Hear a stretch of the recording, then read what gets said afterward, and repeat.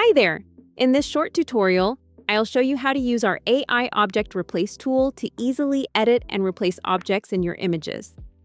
Let's start by uploading an image.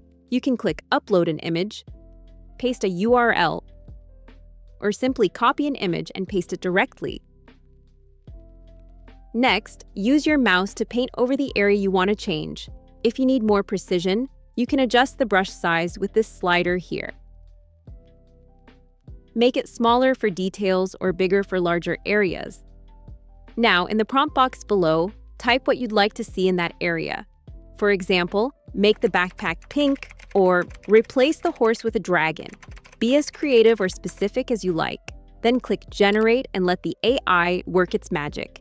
In just a few seconds, your new image will appear on the right. And that's it. You can keep experimenting with different prompts and brush sizes to create even more creative results. Have fun exploring what's possible. And thanks for watching.